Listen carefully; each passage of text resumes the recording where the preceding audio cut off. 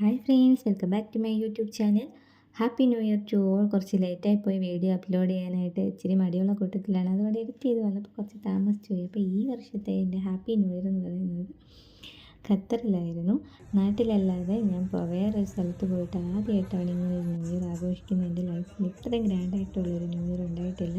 മാഷാ അല്ലാഹ്, സൂപ്പർ ഒരു അടിപൊളി ന്യൂ ഇയർ ആയിരുന്നു. അപ്പം ലുസൈൽ ബോളിവുഡിലായിരുന്നു ന്യൂ ഇയർ ആഘോഷത്തിന് വേണ്ടിയിട്ട് പോയത്. അപ്പോൾ ഇവിടുത്തെ ഒരു പ്രത്യേകത എന്ന് വെച്ചാൽ ലണ്ടൻ മാതൃകയിലുള്ള ബിൽഡിങ്സുകളും റോഡുകളും ഒക്കെ ആയിരുന്നു അവിടെ കാണാനായിട്ട് പറ്റിയത്. ശരിക്കും പറഞ്ഞാൽ ഇവിടെ ഉള്ളിലേക്ക് കയറിയപ്പോൾ എനിക്ക് വേറൊരു രാജ്യത്ത് പോയ ഫീലാണ് ഉണ്ടായിരുന്നത്. അത്രയ്ക്കും സൂപ്പറാണ് കേട്ടോ. ലൈറ്റ്സും കാര്യങ്ങളും ബിൽഡിങ്ങും അവിടുത്തെ ആ വൈബ്സും എല്ലാം അടിപൊളിയായിരുന്നു. പോയപ്പോൾ അവിടെ അധികം തിരക്കൊന്നും ഇല്ലായിരുന്നു. പിന്നെ 12 മണി ആവാറായപ്പോഴത്തേക്കും ആളുകളെ കൊണ്ട് തിരക്കി നിറഞ്ഞു നിന്നു. ഏകദേശം 3 ലക്ഷത്തോളം പേരാണ് അവിടെ ന്യൂ ഇയർ ആഘോഷിക്കാൻ വന്നതെന്നാണ് പിന്നീട് അറിയാൻ പറ്റിയത്. 2022 ലോകകപ്പ് നടന്ന ഈ ഒരു ലുസൈൽ സ്റ്റേഡിയത്തിൻ്റെ തൊട്ടടുത്തായിട്ടാണ് ഈ ലുസൈൽ ബോളിവുഡ് സ്ഥിതി ചെയ്യുന്നത്. അവിടെയാണ് ന്യൂ ഇയർ ആഘോഷം നടന്നത്. ഞാൻ ഈ സ്റ്റേഡിയം ഫസ്റ്റ് ടൈമാണ് കാണുന്നത്. ഡ്രോൺ യൂസ് ചെയ്തിട്ടുള്ള ന്യൂ ഇയർ സെലിബ്രേഷന് ഗിന്നസ് വേൾഡ് റെക്കോർഡ് കൂടി കിട്ടിയിട്ടോ ഈ ഒരു ന്യൂ ഇയർ സെലിബ്രേഷന്. ഞങ്ങളവിടെ പോയപ്പോൾ DJ സോങ്സുകൾ നടന്നുകൊണ്ടിരിക്കുകയായിരുന്നു. നല്ല അടിപൊളി ഹിന്ദി, അറബി ആൻഡ് ഇംഗ്ലീഷ് സോങ്സുകളൊക്കെ നല്ല വൈബിൽ അവിടെ പാടുന്നുണ്ടായിരുന്നു കേട്ടോ. അതൊക്കെ എല്ലാവരും ആസ്വദിച്ച് അതിനൊപ്പം ഡാൻസ് കളിച്ചും എല്ലാവരും ന്യൂ ഇയർ എൻജോയ് ചെയ്ത് ഇങ്ങനെ ആഘോഷിക്കുകയായിരുന്നു. തൊട്ടപ്പുറത്തായിട്ട് ഇങ്ങനെ ഒരു ലേസർ ഷോ സെറ്റ് ചെയ്തിട്ടുണ്ടായിരുന്നു. അതും നല്ല രസമായിരുന്നു കേട്ടോ.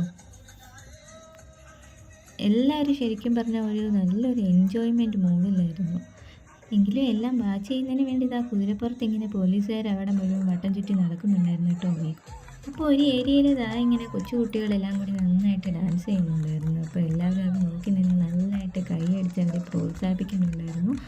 ഈ ഒരു ഇംഗ്ലീഷുകാരൻ ചെക്കുണ്ടല്ലോ നല്ല അടിപൊളിയായിട്ട് ഡാൻസ് കളിച്ചു. അവൻ്റെ ഡാൻസ് എല്ലാവർക്കും വളരെയധികം ഇഷ്ടപ്പെട്ടു. എല്ലാവരും നല്ല കൈയടിച്ച് പ്രോത്സാഹിപ്പിക്കുന്നുണ്ടായിരുന്നു. അങ്ങനെ അവൻ കുറേ സമയം ഡാൻസ് കളിച്ചിട്ട് ലാസ്റ്റ് പിന്നെ അവൻ്റെ പേരൻസ് വന്ന് അവനെ നിർബന്ധിച്ച് കൊണ്ടുപോയിട്ടാണ് അവൻ തിരിച്ചു പോയത്. ഞങ്ങളുടെ കുഞ്ഞും അവിടെ ഡാൻസ് കളിക്കാൻ വേണ്ടിയിട്ട് അതിൻ്റെ ഇടയ്ക്കോട്ട് കയറുന്നുണ്ടായിരുന്നു. പക്ഷേ വല്ല തട്ടുമുട്ടും കിട്ടിയാലൊന്ന് പേടിച്ച് അവളെ ഞങ്ങൾ വിട്ടില്ല. പിന്നെ ഈ ഒരു ലേസർ ഷോ സൂപ്പറായിരുന്നു കേട്ടോ. 12 മണി ആവാറായപ്പോഴേക്കും ഒരു സ്പെഷ്യലായിട്ട് നല്ല അടിപൊളിയായിട്ട് വൈബിലുള്ള ലേസർ ഷോ ഒക്കെ കണ്ടു. പിന്നെ അങ്ങനെ ലേസർ ഷോവും പിന്നെ ചുറ്റുമുള്ള ലൈറ്റ്സുകളും കാര്യങ്ങളും സ്ക്രീനും ആളുകളും എല്ലാം കണ്ട് അങ്ങനെ കുറേ സമയം ഇങ്ങനെ നടന്നു. ഇനിയും 12 മണിയാവാൻ കുറേ സമയം ബാക്കിയുണ്ട് കേട്ടോ. അങ്ങനെ കറക്റ്റ് 12 മണിയായപ്പോൾ 2025 സെറ്റ് ചെയ്തിട്ടുള്ള ഈ ഒരു അടിപൊളി പടക്കത്തോടു കൂടി നമ്മൾ ഡ്രോൺ ഉപയോഗിച്ചിട്ടുള്ള പടക്കം ആരംഭിച്ചു. അങ്ങനെ ഒരു 10-15 മിനിറ്റ് ദൂരാവില്ലാത്തിരി പൂത്തിരിയുടെ മേളമായിരുന്നു കേട്ടോ. നല്ല രസമായിരുന്നു കാണാൻ. ഡ്രോൺ ഉപയോഗിച്ചിട്ടുള്ള ഇതായിരുന്നു. നല്ല സൂപ്പറായിരുന്നു കാണാൻ. ഓരോ നിറത്തിലും വർണ്ണത്തിലും ഉള്ള പടക്കങ്ങൾ, അതുപോലെ തന്നെ ഓരോ ഷേപ്പിലുള്ളതും. അങ്ങനെ അതെല്ലാം കുറേ സമയം കണ്ടിരുന്നു. നല്ല രസമായിരുന്നു കാണാനായിട്ട്. എനിക്കിതാ ഈ ഒരു സംഭവം ഒത്തിരി ഇഷ്ടപ്പെട്ടു കേട്ടോ. ഇതെങ്ങനെയാണെന്ന് ഞാൻ ഒരുപാട് ആലോചിച്ച് പിന്നീടാണ് മനസ്സിലായത്. ഡ്രോൺ ഉപയോഗിച്ചിട്ടുള്ള പടക്കത്തിനെ കുറിച്ച് പിന്നീടാണ് ഞാൻ അറിഞ്ഞത്. ഇത് ഒരു രക്ഷയില്ല, അടിപൊളിയായിരുന്നു കേട്ടോ. ഞാൻ വിചാരിച്ചത് തീർന്നതെന്നാണ്. പിന്നെ മനസ്സിലായത് ബാക്കി പുറകെ വരുന്നുണ്ടെന്ന്. അങ്ങനെ കുറേ സമയം ഈ ഒരു സംഭവങ്ങളെല്ലാം ഇങ്ങനെ നോക്കി നിന്നു. അങ്ങനെ ഇതോടുകൂടി അവിടുത്തെ വെടിക്കെട്ടിൻ്റെ പ്രോഗ്രാം അവസാനിച്ചിരിക്കുകയായിരുന്നു ഗൈസ്. പിന്നെ എല്ലാവരും വേഗത്തിൽ ഓട്ടമായിരുന്നു കേട്ടോ. പാർക്കിംഗ് ആയിരുന്നു അവിടുത്തെ മെയിൻ പ്രശ്നം. അതുകൊണ്ട് തന്നെ വെടിക്കെട്ട് ഷോ കഴിഞ്ഞ ശേഷം എല്ലാവരും കണ്ണുകൾ അടച്ചുറക്കുന്ന താമസം അവിടുന്ന് സ്ഥലം കാലിയാക്കി. പിന്നെ കുറേ പേരൊക്കെ അവിടെ നിൽക്കുന്നുണ്ടായിരുന്നു. ഞാനും കുറച്ച് സമയം അടക്കം നിന്നു. DJ സോങ്സും ലേസർ ഷോയും എല്ലാം ജസ്റ്റ് ഒന്ന് വാച്ച് ചെയ്ത് പിന്നെ ആൾക്കാരെല്ലാം പോകുന്നതെല്ലാം നോക്കി നിന്നു. കുറച്ച് ഫോട്ടോസും വീഡിയോസും എല്ലാം എടുത്തിട്ട് ഞങ്ങളും പതുക്കെ അവിടെ നിന്ന് ഇറങ്ങി ഗൈസ്.